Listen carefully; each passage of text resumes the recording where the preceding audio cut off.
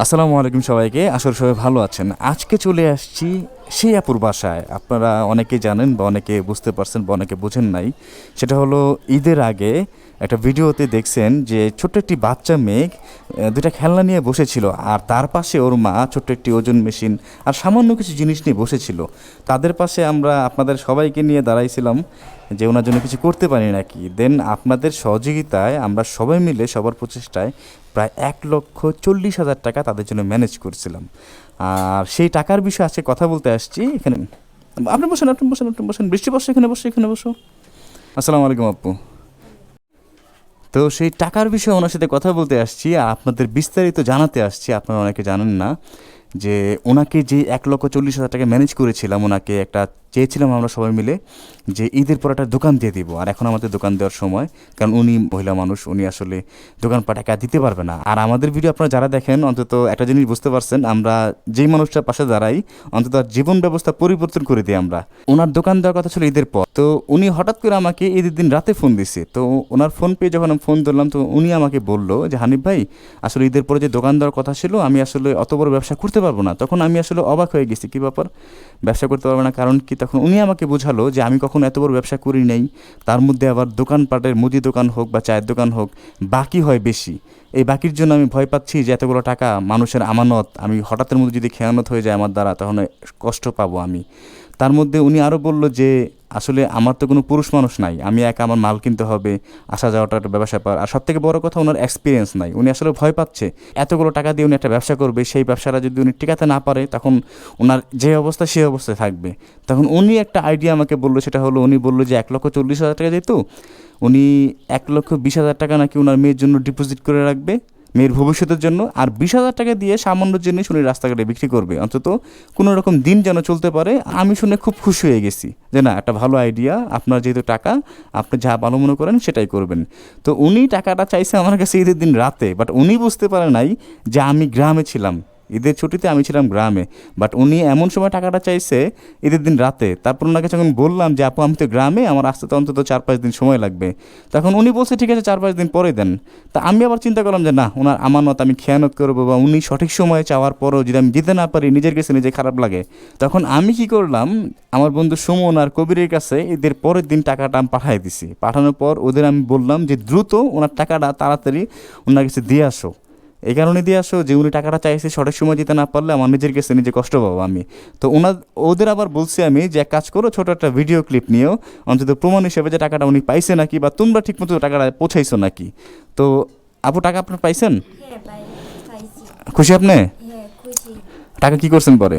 আসলে চিন্তা করলাম আমি যেহেতু একা মেয়ে মানুষ, আমার সাথে কেউ নাই, সাপোর্ট দেওয়ার মতো কেউ নাই, তো মনে করলাম আমি দোকানগুলা সামলাতে পারবো না, কখনো করি নাই তো। তাই চিন্তা করলাম ওগুলা করতে পারবো না একা, যেহেতু আবার পাশে কেউ থাকতো সাপোর্ট দেওয়ার মতো, বা ফ্যামিলির কেউ থাকতো, তাইলে দেখা গেছে করতে পারতাম। সেই জন্য আমি আমার বাচ্চার কথা চিন্তা কইরা, ভবিষ্যতের কথা চিন্তা কইরা আমার বাচ্চার নামে ব্যাংকে লাখ টাকার মতো রাইখা দিছি অ্যাকাউন্ট কইরা, আচ্ছা আচ্ছা। ভবিষ্যতের জন্য যাতে কাজে লাগে। আর কিছু আমার কাছে বাকিটা আছে, এগুলা দিয়ে আমি টুকিটাকি জিনিসপত্র কিনা বিক্রি করি, আমি চলতেছি।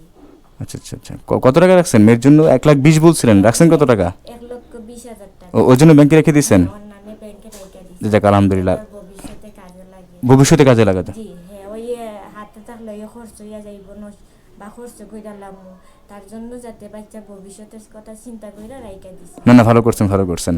আর বাকি টাকাগুলা দিয়ে আমি জিনিসপত্র কিনি, টুকিটাকি কিনা চলতাছি, এগুলা বিক্রি কইরা। চলতেছেন? হ্যাঁ, চলতাছি আলহামদুলিল্লাহ, আত্মনি অনেক ভালো চলতাছি, সুন্দর মতোই আল্লাহ আমি টেনশনে ছিলাম যে টাকাটা আসলে ঠিক মতো পৌঁছাইছে কিনা, এই জন্য।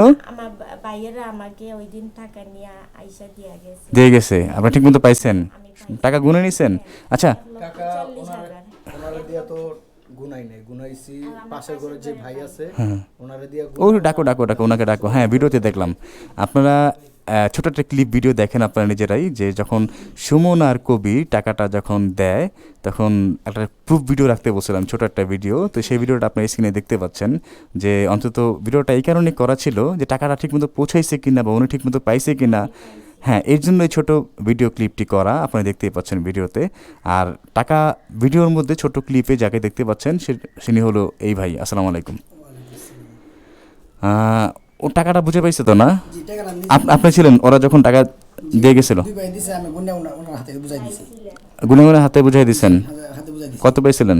1,40,000 1,40,000 সম্পূর্ণ পাইছে তো? পাইছি। আচ্ছা, তাহলে সব ঠিক আছে তো আপু না? জি হ্যাঁ ঠিক কারণ কি টাকা পয়সার বিষয় তো, কখন কি হয় বলা যায় না, টাকা মানুষের রূপ চেঞ্জ করে ফেলে।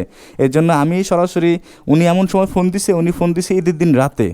ঈদের দিন রাতে আমাকে বলতেছে যে হানিফ ভাই, আমি আসলে ব্যবসা করতে পারবো না, যে এত বড় ব্যবসা আমি কখনো করি নাই, আমার কোনো পুরুষ মানুষ নাই, তো টাকাটা যদি আমি খরচ করে ফেলি বা ব্যবসা যদি ধরা খেয়ে যায়, তখন আমার আসলে এই টাকা আর কখনো পাবো না।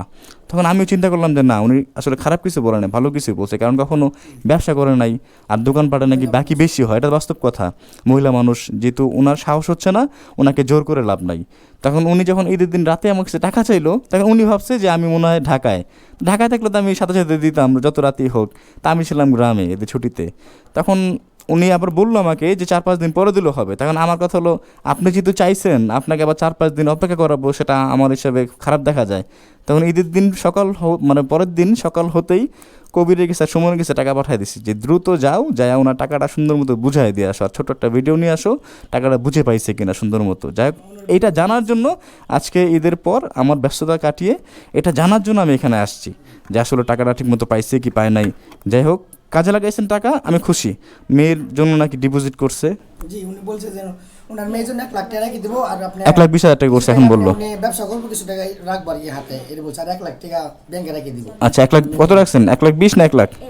1,20,000 টাকা। 1,20,000 টাকা। যাক আলহামদুলিল্লাহ। আপনি বসেন ভাই। খুশি হয়েছি ভাই যে আপনাদের মতো মানুষরা আমাদের পাশে দাঁড়াইছে, আপনাদের কারণে আজকে আমরা এই টাকাগুলা পাইছি। দোয়া করি আল্লাহ আপনাদের আরো নেক হায়াত দেব, আরো যাতে এগিয়ে যাইতে পারে।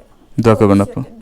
দোয়া করি আপু। অনেক খুশি। তাহলে আপনি আমার পক্ষ খুশিতে, সত্যি যেটা আমি খুশিতে আমার না কান্না করেন না, আল্লাহ কি বলে। আমি কল্পনাই করিনি যে আপনাদের মতো এইভাবে ভালো মানুষের, আর তারা আপনাদের সহযোগিতা করবে, পাশে দাঁড়াবে। আপনারা আসলে ফেরেশতা ভাই, আমি অনেক খুশি হয়েছি।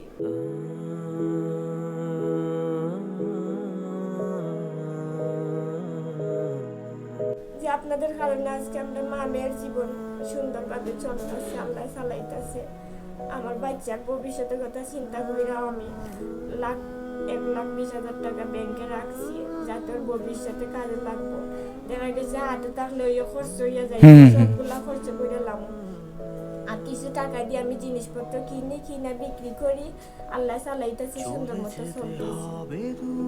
আলহামদুলিল্লাহ। যারা যারা দেশ বিদেশের যারা আমাদের সাহায্য করছেন, সেই ভাই বোনদের অনেক ধন্যবাদ, আমার পাশে দাঁড়াইছেন, আপনাদেরকে অনেক ধন্যবাদ। দোয়া করবেন আপু। আসলে মানে আপনাদের জন্য দোয়া থাকবে। ধন্যবাদ আপু।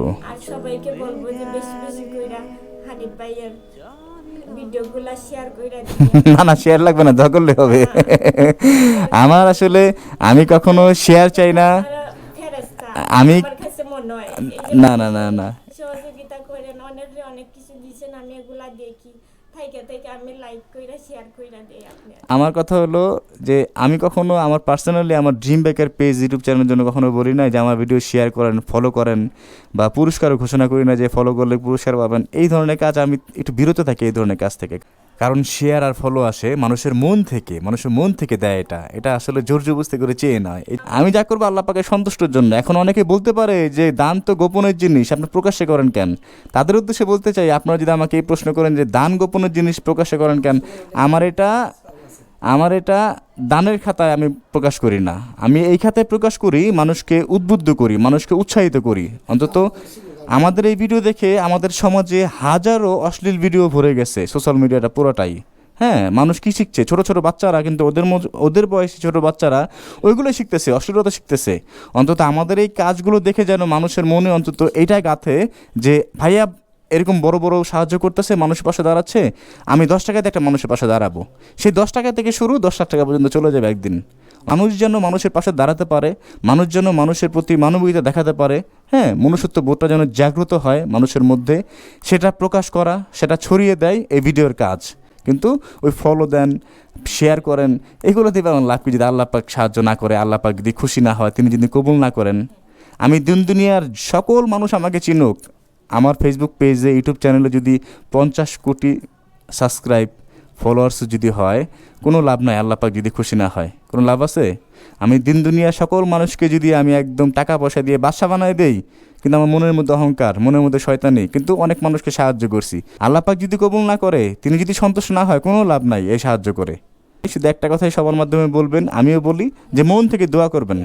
কারণ কি, আমি যখন কবরে যাব এটা তো নিশ্চিত পথ, এটা তো অনিশ্চিত না। হ্যাঁ, আসার সময় আছে, যাওয়ার কোনো সময় নেই, তবে এটা যেতে হবে, এটা নিশ্চিত। তো অন্তত মানুষের দোয়াগুলো কাজে লাগবে আমার, এটাই সব থেকে বড় কথা।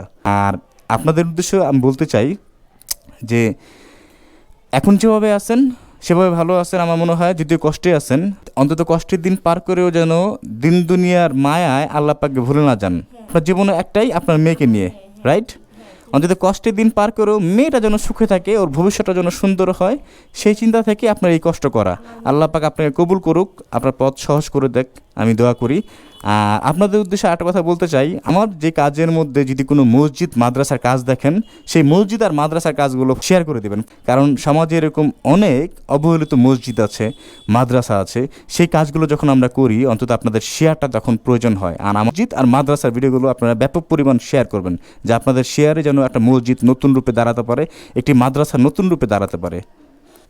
আপু তাহলে টাকা পয়সা সব পাইছেন? 1,40,000 টাকা। আচ্ছা, কারণ এটা সবাইকে, অনেক মানুষ অধীর আগ্রহে বসে আছে এটা আপডেট জানার জন্য, কি ব্যাপার হানিফ ভাই না দোকান দেওয়ার কথা, ওনাকে দোকান দিচ্ছে না কেন? এর জন্য আমি আসলাম। আমি তখন সরাসরি আসতে পারিনি, টাকাটা পাঠিয়ে দিয়েছে ওদের মাধ্যমে। আর এখন আসলাম যে আপনার টাকাটা ঠিকমতো পাইছেন, যাক আলহামদুলিল্লাহ। যারা আমাকে ভালোবাসে তারাও একটু শান্তি পাবে। খুশি হয়েছি ভাই। জি, আমিও অনেক খুশি হয়েছি। আপনার এই কষ্টে অন্তত আপনার মেয়েটা যেন মানুষ হয়, ওর ভবিষ্যতের জন্য সুন্দর হয়। আমরা পাবো, আমরা তো সামান্য টাকা কোনো সময় দেখি নাই। খুশি হয়েছি, অনেক খুশি হয়েছি। দোয়া করবেন আপু। এই আল্লাহর কাছে আলহামদুলিল্লাহ, সবসময় শুকরিয়া আদায় করবেন, সবসময়, প্রতিটা কদমে, প্রতিটা নিঃশ্বাসে, সবসময়। ভালো থাকবেন আপু। আসি তাহলে, বৃষ্টি, আসি তাহলে। আসসালামু আলাইকুম।